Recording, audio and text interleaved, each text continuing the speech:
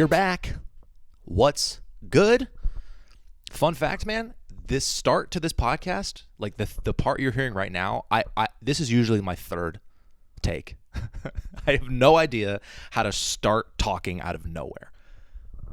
Welcome back. I'm tired of saying that. What a new episode. I have no idea what to say. So this is usually what you're seeing as my third attempt at being like, hey, the podcast is starting. I need a new way to start the podcast. I need to have like a new, how should I start it? Can you please comment on the YouTube? Let's come up with some way for me to start, like some sort of phrase, not just like what's good, like something else, maybe like a happy Wednesday, happy wild Wednesday. See, now that's a bad example. Okay. So this is why I need your guys' help. Okay. Another fun fact. I'm recording this the day your guys are seeing it. The day your guys is seeing it. You know what I'm trying to say. It'll be up a little bit late, but you guys are going to tap in, and I really appreciate you do. Please subscribe. You know the drill. Appreciate it. I can't tell you how much I love doing this podcast alone. Not having to rely on anybody else's schedule is just a chef's kiss. I do this whenever I want. The only thing's schedule I need to pay attention to is the sun. That's it. Because I use natural lighting for this, and it's perfect, and I can't do it too late or else the sun's hitting me in the face. But I want to do like an after dark episode one time though, for sure. But it's so nice just to be like, I'm going to, I'll record whenever I'm ready to. Because sometimes when you have to do a podcast with other people, not only do you have to deal with creative differences, obviously, and differing opinions on what you want the product to be, but also it's like you have to rely on other people's schedule, and you have like a set time. Like, okay, we are recording at Wednesdays at 12, and if you're feeling shitty at Wednesday at 12, you got to be like, well, I need another coffee then because I need to record right now. But for me, like today, I knew I needed to record because I didn't have time yesterday. Busy guy. And I was like, I want to do it when I feel like I'm awake enough. And I woke up very groggy. I didn't sleep great. And so I was like, oh, I'll just do it a little bit later. And I get to do that. How nice is that? Played a couple games of Madden, woke myself up, and here I am. Feeling good. The way my voice changed octaves, though, it sounds like I'm doing bad, though. I'm doing good. Yeah. Yeah, no, it's fine. It's not big. Everything's totally fine. Also, I want to take some accountability for an announcement that I messed up, but it's not my fault, okay? The Netflix is a Joke Festival tickets are not up yet. Not my fault. I was told that they were going to be up last Friday, and like the day before, my reps were like, oh, they're pushing the announcement a few weeks. I was like, damn it. Number one, I was really excited to announce it. And number two, I already told you guys, like, hey, tickets will be up on Friday. Get ready. And they're not. So not my fault, out of my hands, but just want to take some accountability, explain what happened there. And they should be up next Friday. That would be the 9th or 10th around then. They really should be up then. And by me saying they should, they fucking better be. For various reasons. So anyways, I'm sure they will be by then. So keep your eyes peeled. I will share updates as soon as I get them. So that's the deal with that. I had a good week, man. I'm just gonna kind of run through my week, things that happened, a couple stories, and then we'll move on with our week. You know what I mean? Oh, also, I want to open up life advice again. That was a thing early on in the podcast that I wanted to incorporate in this, just to some sort of advice segment, just because I really like giving advice, and I like interacting with you guys some more. So I want to open that back up. Just DM the Instagram page with any sort of life advice questions at Will Be Podcast. And I just want to try to circle back and see if we can get that going again, because I really think that'd be a fun segment and would like to interact with you guys a little bit. So again, I keep everything anonymous. So if you want to share some embarrassing stories or some shit that you're insecure about, let it rip, man. I'll keep it anonymous. DM me at Will Be Podcast. I think there's one sitting there that I need to get to, I think. So yeah, anyways, just want to open that back up if that's something you guys are into. And if not, I'll just go fuck myself. Dude, I was an opener this week. I mentioned it last week, dude. I did Ohio with Michael Blaustein, and I was an opener. I was demoted in the comedy world to opening. And tell you what, man, I mean, demotion's a very strong, it's a silly way to explain this, but it was so nice to be an opener again, man. I obviously love headlining and doing that much time, and the experience of it and just, that's the goal. But when you're an opener, man, like I've said, it's a cush job, man. You just have to show up and do your job, right? And it's so nice. We went to Dayton, Ohio first, and then Columbus. So we did 2 shows in Dayton and then 4 shows in Columbus Friday, Saturday. And it really was just like you feel the lack of pressure. Like normally if I'm flying to a city that I'm doing a tour date in, the flight over, I have some sort of, I don't know, angst, pressure, depending on how ticket sales are. I could be going there really excited and confident. I could be going there really nervous, waiting for updates on ticket counts from my agents and but just flying there just fully relaxed. I don't even have to worry about like, even the little parts of like, we need to get an Uber to the address of the thing. It's like, I don't even have to think about that. I just have to like put my hand out and they hold it and I go places. And it's so nice. But I tell you what, man, it's the main downside though to be an opener outside of like money and progress in your own career is is the way we're doing it. We do what's called a 2-man show. And if you've ever seen me live, oftentimes I prefer to have a 2-man show, which means me and then one other person. I like doing it that way because there's just less like transitions. Because it's like the host goes up for 10 and they say, give it up for the next guy. And then the next guy goes up and he does like 20. And then they're like, yeah, okay, give it up for the next. Give it up for your headliner now. There's too many give it up fors. I like to keep it really tight. I just want someone to go out and do 20 minutes and then bring me up. That's what I want. And I kind of got that from Blaustein. That's what he has started doing mostly is he does the 2-man shows. And it's also easier. There's less people to. Also, here's another perspective I wasn't even going to bring up. On the road when I'm headlining, I take care of the openers financially, meaning I put them up, I pay for their food, and anything else, any other fees that incur other than their flight. I say, as long as you can get yourself there, I'll take care of everything else. And even if I'm not making a ton of money that week, I still think it's your responsibility as the headliner to take care of your openers. So if I bring 2 people on the road, which I did the first part of the tour last year, it's very expensive. I'm paying for 2 people's meals. And the guys I bring, Anthony and Nolan, Anthony eats like a goddamn grizzly bear. So, it's like I'm feeding a full adult. My buddy Nolan barely eats. He just drinks coffee all day and then eats at the club, which that does not influence who I take, but it's a funny thing that you literally don't even think about until you're in it. You're like, oh, Nolan doesn't eat as much. This is financially better for me. And then Anthony eats like a normal person instead of a goddamn squirrel. So I have to feed him regularly, which makes sense. But again, there's no part of anyone that would think about that. You know what I mean? Until I'm in it. And so I used to bring 2 friends on the road, and it's just too expensive. And you have to, get a probably a bigger Airbnb or it's just people have to share rooms. It's just easier with one person. And so when you do that, we did that with in Ohio this weekend with just me and Michael. And the reason all of that to say that when you're up there doing that first set, you go up there and I was doing 25 minutes, right?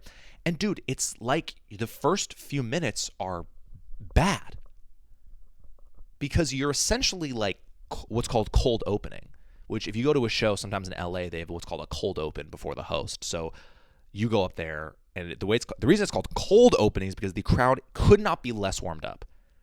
The first minute of the show is like brutal. People maybe still be getting sat down, people ordering drinks. That 5-minute cold open spot is so tough.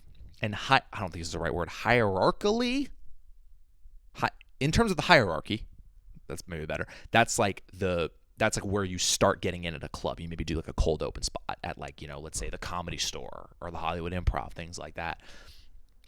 So when I'm up there doing 25 minutes, the first 5 minutes are basically a cold open. These people just sat down. They don't even know what's happening. Some people, it's their first comedy show. They didn't even know there's an opener. They thought the main guy just comes out and does the show the whole time, right? So I go up there and it's like without fail every show, it's the first 5 is just not that good. And I'm doing good jokes, right? Good jokes, proven jokes. And they're getting like a ha ha ha ha. And when I used to be in those positions with mostly for him, because he was the guy I opened for the last few years, that kind of rattles you a little bit because you're like, man, I'm like not doing well, right? But if the crowd is good after that 5, once you hit, 6, 7, 8 minutes in, then you start to cook a little bit. And that's what I kind of was challenging myself was not letting that 5 minutes rattle me, and just staying in the pocket and really just warming them up and even telling them, all right, I'm just warming you guys up. We'll get there. And, I've been doing comedy longer now. So in these spots, I can just do better because I know the situation better. I'm not up there panicking like, oh no, I'm not crushing right away. Oh, what the, I'm, start to panic. I'm like, no, this is how this works. Get through the first few minutes, right? And then, detach from the results of those jokes and just keep going. And that's what I did. And I had great sets. I was very self-aware the whole time, being like, hey, okay, you guys are getting there. Let's keep it going. You guys are getting warmed up. There's one clap. Nice. That felt cool. There's another clap. All right, we're getting there, guys. Doing things like that to bring some self-awareness to the situation. Because it's all about making sure the audience trusts you. If you're up there fumbling around and sweating and what else? People are going to be like, ooh, I don't does this guy got it? Do we trust this guy? So I'm a vet now. I got it. Don't worry about it. I tell you what, man, I'm always hesitant to talk shit on this podcast because I don't want things to get back to people and I want to keep it very vague. But certain things I'm just going to talk shit about and I don't think they're going to know. So don't tell them. But fuck, man, I'm so hesitant to do this, but I think it's fine. Dude, the sound guy in Dayton was the worst sound guy I've ever worked with in my life. And he was a relatively nice dude. No disrespect. If this somehow gets back to him or them, no disrespect. I'm just talking a little shit. Because, dude, this guy was so bad at his job. And when I say so bad, I'm not saying he was useless. I mean, he made mistakes that were like, bro, what are you doing? Here's an example. Fuck, I really do feel bad about this, so I'm trying to not be too shit talky, but it's just too. I have to. This is a part of this, dude. I have to share this. The first show, I go on stage, and again, I'm going first. It's just me. I go on stage and I start talking into the mic, and it doesn't sound like the mic is on. And I don't know if you guys remember me talking about this before, but sometimes when you do a show, the what's called the monitor, which is where the microphone feeds into the speaker that you can hear yourself in. Sometimes that's turned really down, really low. And this may be a better way to explain it. Sometimes the way the speaker setup of the show, you can just hear your voice more clearly. And again, I'm reiterating this point that I've made before. Whenever I do a show where I can barely hear my voice through the speakers, I just never do well. I don't know what it is. I think it's just I feel like I'm not even doing a show. I feel like I'm just talking to myself. I don't feel the same connection with people if I can't hear myself through the microphone. Just some context. I just wanted to reiterate that. So this show I go up and dude, I cannot hear myself through the mic even a little bit. And my first thought was shit, is this is how this show's going to go? I'm going to be doing this for 25 minutes. I'm not going to do well. I know it. I'm just not going to. I'm going to try. I'm going to pretend like I can hear myself and do my normal act, but it's not going to go well. And so I do the first minute and I'm after a few, I'm can you guys hear me? And enough people said, yeah. And I was okay, get ready for a real okay set.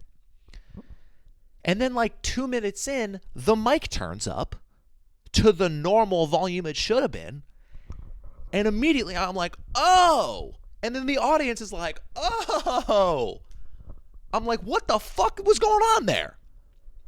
And then obviously I knew something was up with the sound booth, but then I was also giving them shit. I'm you guys said you could hear me. The mic was off the whole time. And so what turned out is the mic was at a 10% volume. And then it's as if the sound guy woke up and was oh, I forgot the microphone has to be on. And then it turned on. And I had a great set. And it was really fun. But I was dude, I need one thing. This is the only thing I need for the show. I don't even need an audience. I could just talk into the microphone. That's still a show, technically. So I was like, I got off and I was like, dude, how the fuck? We did a sound check and everything. And I was like, how? Again, I had a good set and I was very happy with how I did. But I was like, dude, what the fuck? How? We just need the mic. That's all you need to do. Make sure the mic's on. That's all you need to do. So I was like, all right, whatever. That was weird, but I had a really good set, so it's all good. Talked to the sound guy a little bit in between, and he said nothing about like, oh, my bad. Took no accountability. Was not like, oh, dude, my bad. We can, like, dude, I'm so forgiving, and I'm such a good dude that I'm like, I'll joke about it with you. I'm not going to be like, what the fuck, man? Like, I'm talking shit on this because this is the inside scoop into my brain, but, there's no part of me that would be like, what? Dude. I would have been like, laughed about it, but he didn't mention it. So I'm like, all right, I'm just, I guess we're just going to move on. Late show comes. And so when the sound guy announces the opener, your boy, he normally will say, are you guys ready for a great show? Yeah. We'll give it up for your first comedian. He tours all around. Will Burkart. And people go, yeah. A few people go, oh, I already know this guy. If it's my show, they go, yeah. No, I'm kidding. Well, some people do. So that's how it's normally you get brought up, right? And this is how he brought me up. Mind you, he didn't play any music either. So there's no music, right? Strike number one. This is how he brought me up. Are you guys ready for your feature comedian, Will Burkart? Yeah. And that was it. People didn't clap. Well, after the, yay, we're ready. Silence, no music, lights are on, and I'm supposed to just go on stage. And I'm waiting for him to go, cool, here he is, Will Burkart. He just goes, are you guys ready for your feature comedian? Like, I'm supposed to know that that's my time to go on stage. So I walked on stage to no music or no applause. I'm like, okay, hi, everyone. It was so weird. And I couldn't believe that the first minute was somehow worse than the first show. It's like he was like trying to, like, how much more could I fuck up as the sound guy? It's like, dude, what are you doing? What are you doing? Not a hard job. Make sure the mic's on and fucking be like, hey, here's the guy. Give it up for blah, blah, blah. Go. It's like so easy. And he did mention that after. He was like, oh, my bad about the music. And I was like, the second he said that, I'm like, it's fine. Don't worry about it, man. All good. Like, I'm so forgiving, but it's just like, dude, what are you doing? Shows were fun, though. Dayton is an interesting town. The late show was kind of weird, but I had a good time. We got the fuck out of there. And we drove to Columbus, which is about an hour away. And it's funny going back to Columbus. We went to the Columbus Funny Bone. And that's a club I headlined back in October. So it's really funny. I think this is my first time going back to a club that I've headlined as an opener. I think maybe the first or second time. And it was really cool, man. I really like that club. I remember really liking the staff. The manager was really cool. And I walked in and it was like, they were like, hey, welcome back. What's up? I was met with a very warm reaction. And to me, that felt really nice. And kind of, assured me that I did well when I was there in October, because, if you didn't do well and they weren't happy with you, they'd be like, oh, fucking this guy's back. God damn it. Ugh. Hopefully he's just cold opening and not doing a full set. But they were like, hey, what's up? Like, super nice. That club, man, that is turning into one of my absolute favorite clubs. Shout out to Columbus, man. Like, those shows were so fun. I love the staff there. The food's great. Like, the whole vibe. I really, really like that place a lot. And it was the size of the clubs was interesting, where the Dayton Funny Bone was 300 people and then Columbus was 375. So the sets were like really banging. That extra 75 people, that makes a big difference. There was like a balcony, And dude, I had such fun sets there. Oh man. And it was the same vibe of that first 5 minutes. Even if there's 400 people there, you're still going to have to like dig into them trusting you, But man, when you really got them going, I was super, super happy with how I did. I think these are some of the best sets I've had with him for sure. I mean, I've done a lot of dates with him, and these are probably the strongest sets I've had. Also just because I've been doing this for longer, and I'm just a better comic, so that makes sense. You're just only getting better, so that's a good sign. And it was the same type of sets where it's like I had to kind of finesse them a little bit and work them through. I'm like, all right, you guys are getting there. Let's keep it going. Come on, I'm warming you guys up. Same vibe, but I really was, the late shows, they were kind of tougher, and I had to really keep finessing them and I don't know, maybe riffing with them a little bit. It was just a really good challenge. And I've said this before, if a show's more difficult, I find it more satisfying to do well. If you crush it on an amazing show, it's like, yeah, you better. But if a show's a little bit harder and you get the crowd on your side and end up killing it, it's so satisfying. And that's what some of these shows were, because it took a while to get them going. And when I got them going, I really got them going. And it felt really, really good. Another interesting aspect of opening for a guy like Michael is that, he does a lot of crowd work. And, the rule is that it should be an unspoken rule, but you basically kind of have to stay away from crowd work as his opener, because you want to leave all the meat on the bone for him. If I talk to people in the crowd, all of a sudden he goes on stage and he's like, okay, well, this guy's already been talked to. They know his story. This woman, we already know what their relationship is. So I always just stay away from crowd work. And I think at the beginning we had this rule where you can talk to someone, but make it like one person, right? Don't bop around and get a bunch of people. You can maybe talk to like one table, for example. But the more I started opening for him, the more I just stayed away from it completely. I was like, yo, I'm not here to get, any sort of clips, just have at it. But with me being off the road until, I don't have any tour dates until April, my voice cracked, so getting nervous about it. I've not have tour dates until April. It's fine. I need to try to get some clips to post as well. So I kind of took the liberty of doing a little bit of crowd work on his shows, and I really kept it to one person, and I tried to do it outside of the front row. So you leave and this is all inside baseball shit, just for you guys, of how all this stuff works, which is the whole point, is the front row I would leave completely alone, just because that's what you tap into for crowd work, right? And so I would go to the next row over. So I did a little bit of crowd work, and it was really fun, man. It was a great exercise just to flex that muscle a little bit. I got a few clips out of these shows, and I'm really happy that I did that, and I don't feel like it interrupted his flow at all. And look, man, when I'm headlining, it's also like I don't want my openers to do crowd work, for sure.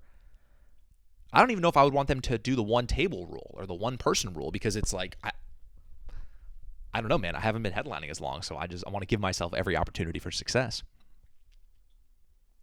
But yeah, man, shout out to Columbus. I really want to make a point to go back there, because it was so much fun, dude. I really, really like that place. Something funny happened after the show. So context, and I think I brought this up before. Big basketball fan. Dallas Mavericks are my team, and I watch every single game. There's like an NBA replay site where you can basically watch like the commercial-free replay of a game. It takes like an hour and a half, and I watch basically every single one of those. Either that same night, the next day. And I do my best to stay away from spoilers. I hate spoilers so much. Like, if someone spoils a movie or a TV show for me, I'm like, not. I will be visibly upset if things get spoiled for me. It's not funny. It's not funny. Okay? I take this very seriously. Some people I know, they'll be like, oh, I like knowing I like knowing the ending. I can still enjoy it. You're out of your fucking mind. Okay? How do you know the ending and still enjoy the ride? You are crazy. So with these basketball games, I try to stay away from the score. Obviously, never check the scores. I even can't really check go on my YouTube, because the way my algorithm's set, it'll all the spoilers, like, oh, the highlights, or so and so had a huge game, or post game interview after the win, things like that. So I would just stay away from it. And I was helping with the the merch table for Michael, as I do if you're opening. Some people, that would hurt their ego, by the way. A headliner selling merch, but me, I don't give a fuck. Who cares? So I was talking to people as they're buying their stuff, and I saw one kid had this jacket, this really cool Nike jacket, and I was like, oh, that's a really cool jacket. And he's like, oh, it's the Pittsburgh Steelers football, and I was like, oh, cool, man. And we started talking about the Steelers a little bit, and then out of nowhere, quick context that I forgot. The star player for the Dallas Mavs, his name's Luka Doncic. He's one of the biggest athletes in the world. Just if you don't know him, that's who he is. Out of nowhere, we're talking about football, and this guy goes, yeah, Luka scored 73 points tonight. And I'm like, what? I couldn't believe my ears. I said, what? Excuse me? And he said, yeah. No, I bet on it, and Luka scored 73. Which is, by the way, 73 points. That's the fourth most points scored in the history of the NBA. And I would have watched that game not knowing that history would be made. And this guy, out of nowhere, spoiled it for me. And I wasn't even upset just because I couldn't believe that he brought up the only athlete that I genuinely care about and don't want to know anything about. We were talking about football, and out of nowhere, he drops a spoiler of my basketball team. It was so crazy. And so I had to just watch the game later, which was still very exciting. But, dude, I had to talk about it on here because I just can't believe that happened. Out of nowhere. Well, granted, it was the biggest sports story of the night, but dude, we weren't even talking hoops. We were talking pigskin. I couldn't believe it. But it's amazing, man. I've loved watching basketball this year, man. People are scoring like some of the most points ever. People are putting up 70-point games, 60-point games. It's super exciting. I couldn't believe it got spoiled. So we had an Airbnb for Columbus, and it was a 3-bedroom Airbnb, and it was on the tour. It's me, Michael, and his videographer Jesse, who's a very good buddy of mine. Just because we've all traveled together a lot, we're kind of like when you go on tour with people, you just kind of become like a family, And dude, Jesse's probably listening to this, so dude, this motherfucker snores like a goddamn grizzly bear, and I know you say that's like the usual thing of like you're snoring like dude, he literally, I'm sharing a wall with this dude and it sounds like a zoo in there. Like a black bear that's been tranquilized. That's how loud he's snoring. I swear to God, the walls are vibrating. I wasn't even upset. I was sitting in my bed laughing at how loud this motherfucker was snoring.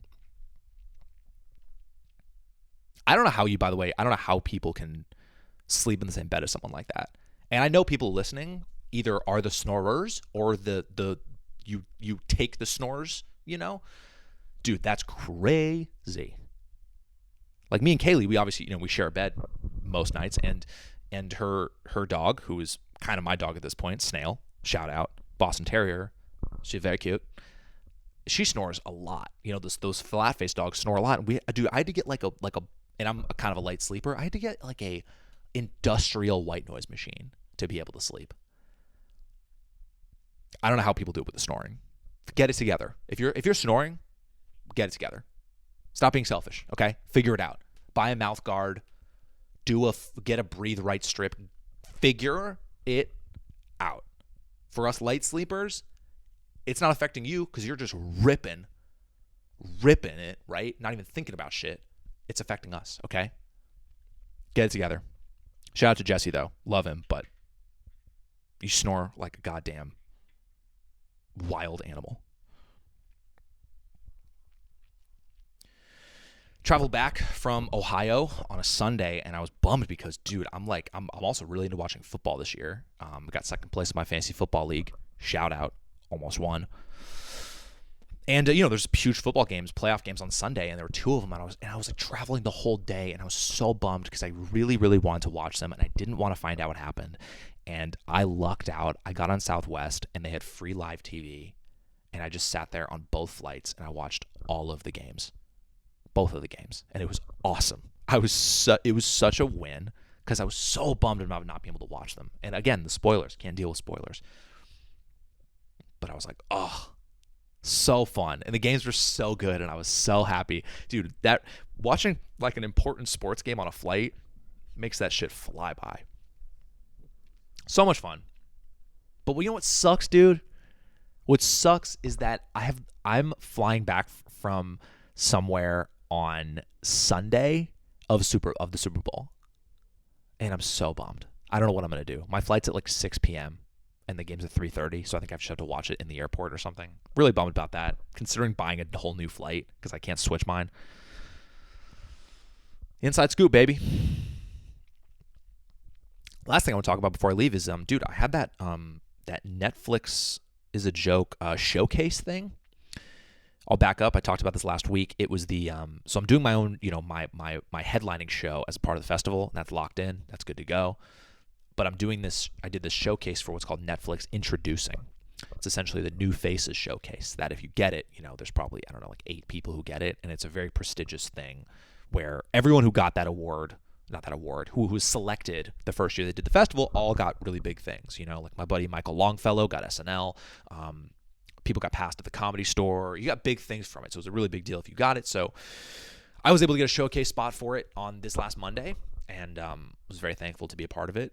I'm slowly working my way into these sort of industry type of, opportunities, which is good. I think it's good that I feel ready for these things. So I'm glad. I think I wasn't considered for this stuff earlier because I think now's the time where I feel like I could really shine.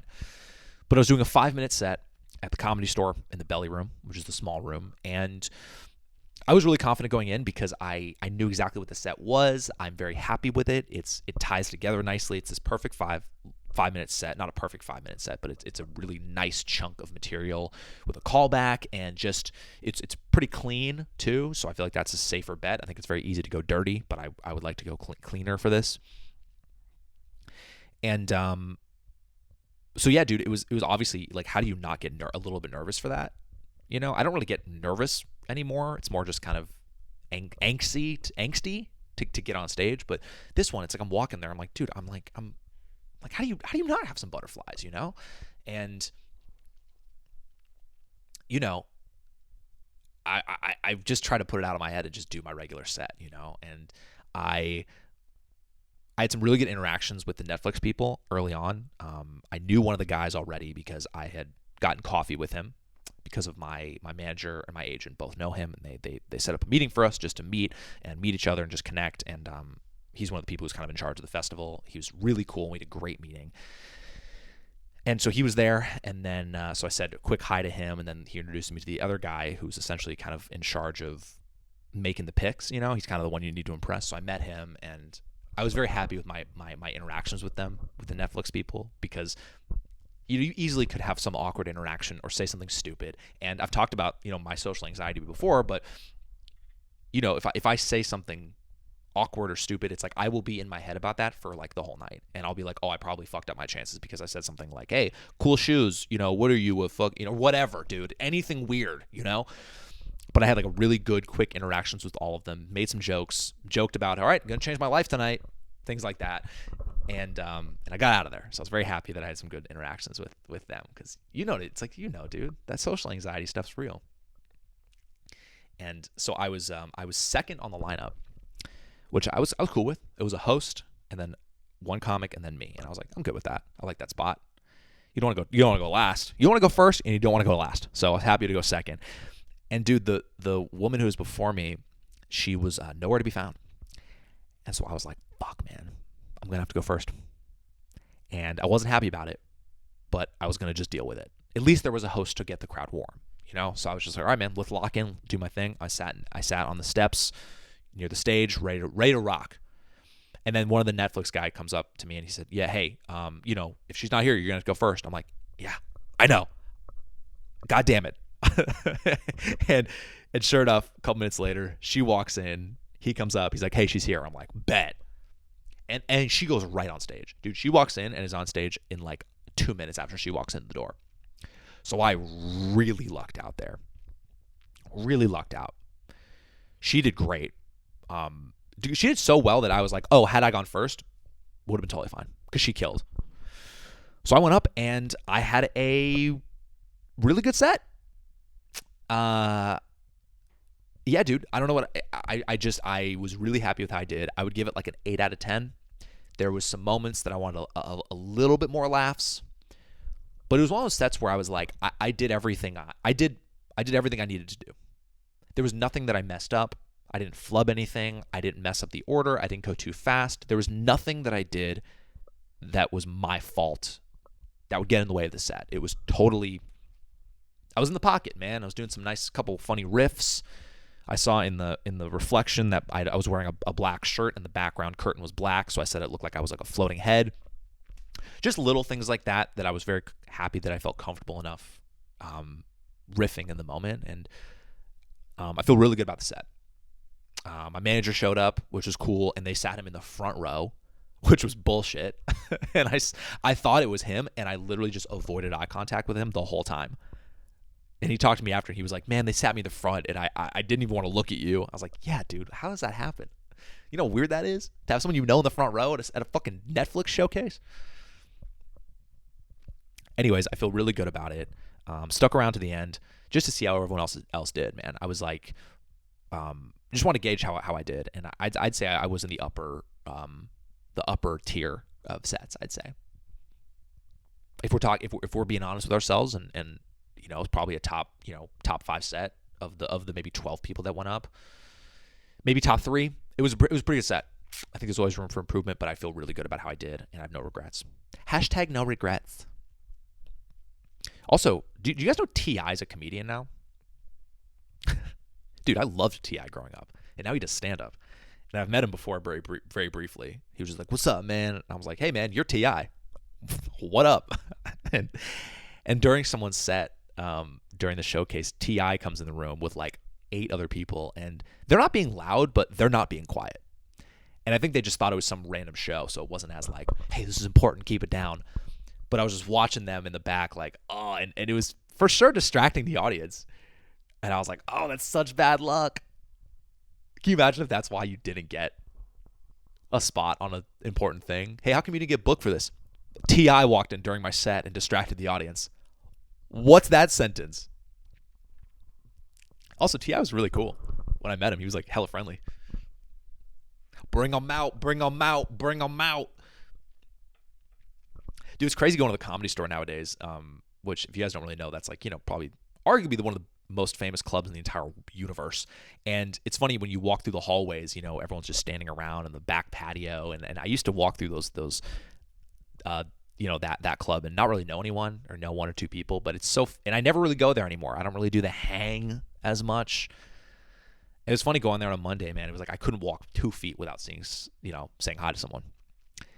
And, you know, a little bit of my social anxiety was like a little overwhelmed at that fact, but I also was like, this is cool. You know, I've been doing this for 9 years now. It's nice to just know so many people, and people were very complimentary to me who haven't seen in a while, and it just felt really nice, man. It's cool to see the progress even just socially in stand-up, you know, because sometimes you feel kind of lonely in this game. Sometimes you feel like you know, do people like you? Do people care about you?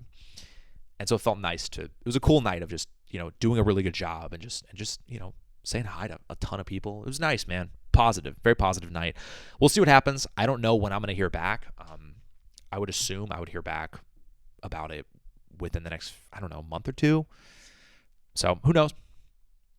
You know, I have no idea what to expect, but I'll keep you guys posted once I find out. And I also will keep you guys posted with tour dates as well. I'm again, my dates as of now start in April, and I'm planning on announcing a string of tour dates within the next few weeks, probably from like April to maybe June, July. I'll probably be announcing that at the end of the month of February. I plan to announce the Netflix thing first and then more tour dates. So that's my plan. Got some really cool stuff coming. I'm really excited about the year. And again, send in those life advice questions if you feel like that's something you want to do. I would love to incorporate life advice into this. DM the Instagram at WillBePodcast. Please subscribe to the YouTube, rate on the audio platforms, and appreciate you guys, man. I saw some really nice comments in the last few episodes. I think you guys appreciate the kind of the vulnerability and the realness of this and the authenticity of this. So I'm going to keep it going, man. Keep the vibe going. And look, man, hope you guys have a great rest of the week. I will see you guys next week. And I don't know how to end this either, so I'm just going to end it right now. Goodbye.